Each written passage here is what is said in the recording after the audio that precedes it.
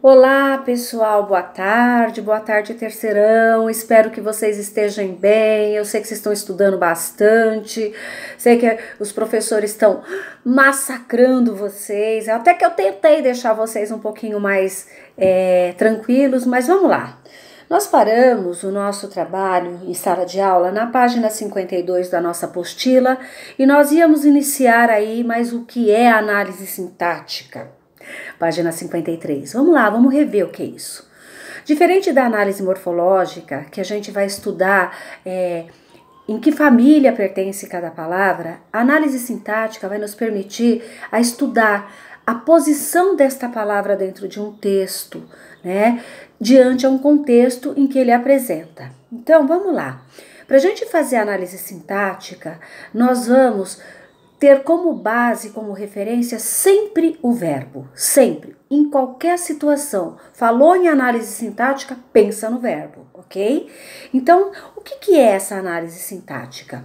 Ela vai permitir que a gente identifique dentro da construção das orações, dos textos, tá? Os termos essenciais para fazer essa oração. Que são o quê?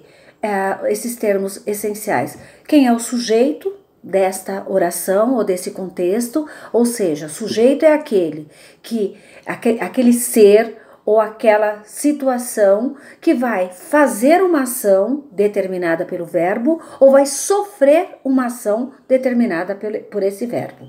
Tudo bem?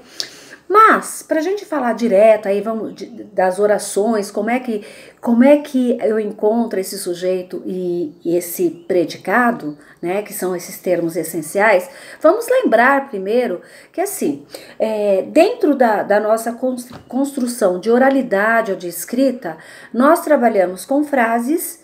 E frases não é um amontoado de palavras. Frases são palavras dentro de uma ordem que tem o objetivo de nos trazer uma informação.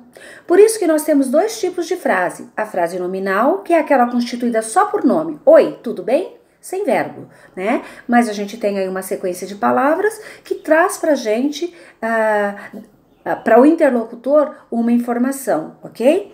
E nós temos as frases verbais, né, que são aquelas que eu tenho que utilizar o verbo. Então, oi, como você está hoje?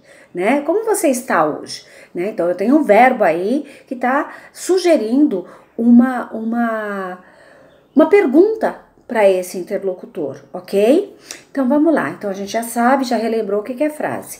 Dentro desse contexto, nós temos as orações. Então, oração tem que ter ação, então tem que ter verbo, diferente de frase, que eu tenho a frase verbal e a frase nominal, eu tenho as orações, que vai determinar uma situação, vai determinar um estado, vai determinar uma ação ou um movimento de um termo que vai sofrer ao fazer essa ação, que é o sujeito, ok?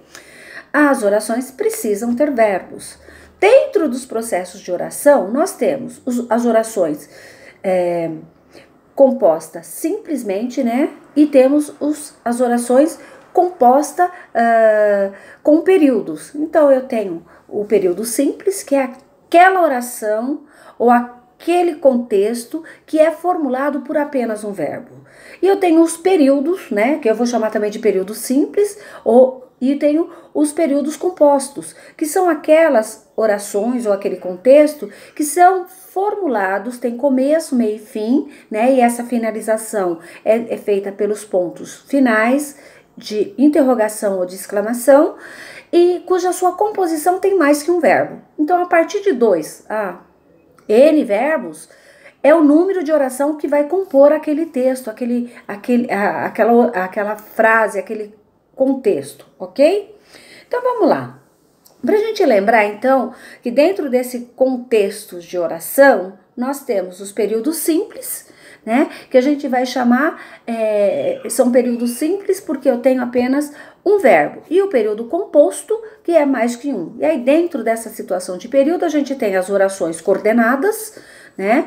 E temos as orações subordinadas. Tudo isso a gente vai ver aí no decorrer do ano,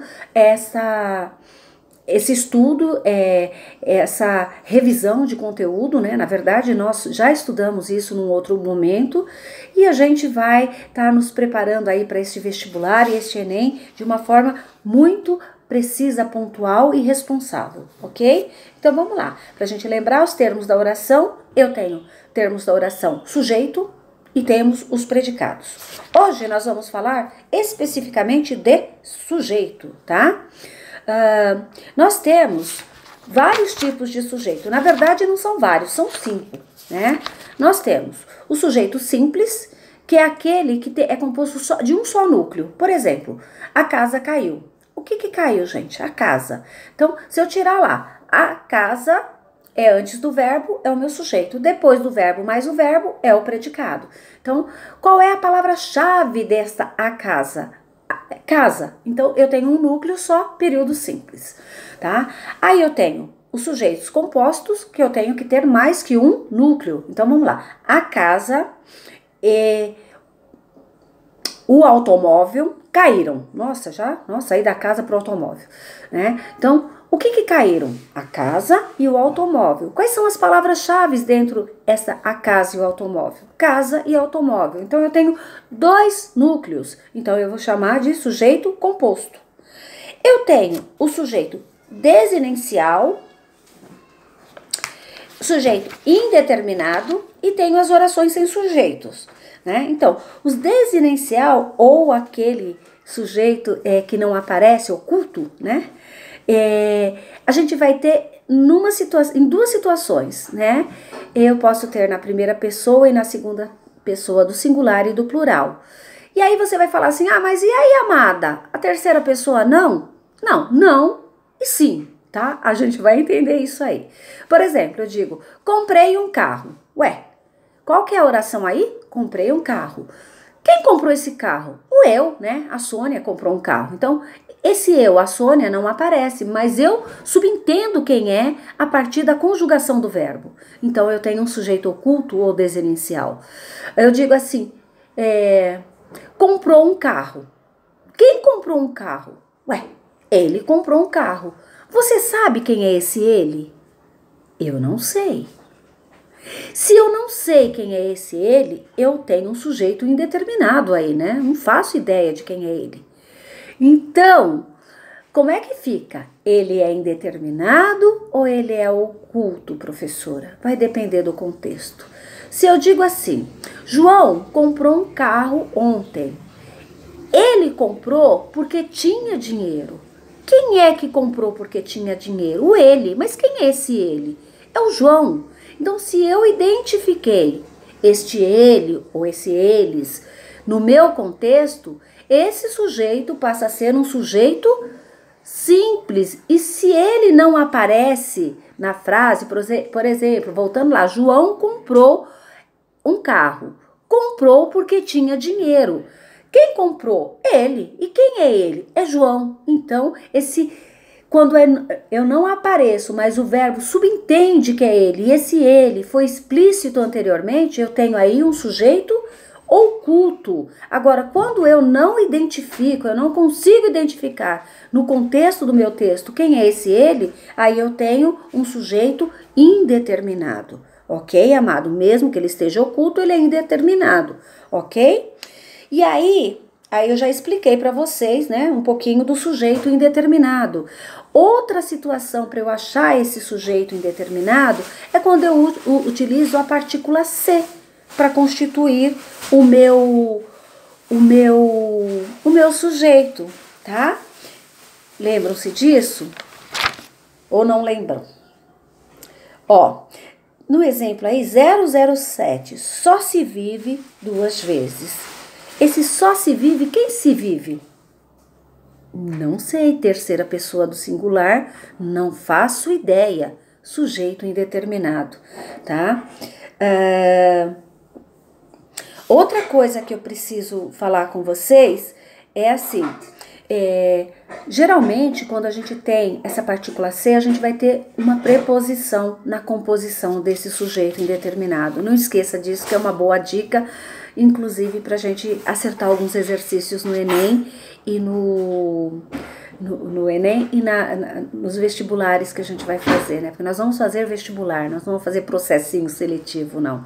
Aluno do Orion faz isso, faz vestibular e vai para as melhores universidades. Então, vamos lá. Aí a gente tem o sujeito, a oração sem sujeito. Tá? Lembrando que a oração sem sujeito, ela vai estar ligada aos fenômenos da natureza. Toda vez que eu usar um verbo que se relaciona a fenômeno da natureza, eu estou fazendo uma oração sem sujeito, porque choveu muito ontem. Quem choveu muito? Deus, a natureza, a gente não sabe dizer quem é.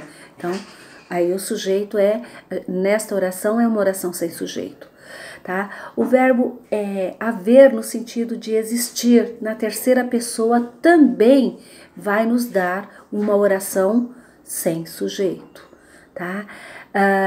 E o verbo fazer no sentido do passar do tempo também vai proporcionar as orações sem sujeitos.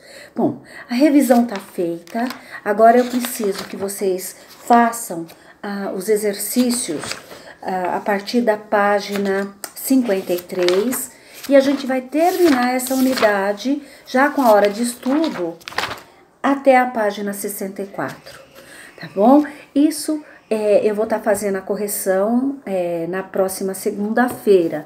E eu quero também que vocês já adiantem, por favor, e aí fica para terça-feira, né, para o dia 31, a segunda unidade do nosso LDA, do nosso livro de atividade referente à língua portuguesa, que vai começar na página, não são muitas páginas, bora lá, página 14, oração, olha aqui, frase, oração e período, que é o que a gente viu, os termos essencial da oração, o estudo do sujeito, que vai terminar na página 20. Tá? Então é tão pouquinha coisa, né? Então, mas vamos dividir aí o tempo. Eu quero que vocês façam a primeira parte referente ao livro, a apostila, encerrando até a hora de estudo, para a segunda. E na terça-feira eu corrijo com vocês a parte do LDA. Boa noite para vocês, um bom fim de semana, fiquem com Deus e fiquem com muita saúde. Até mais.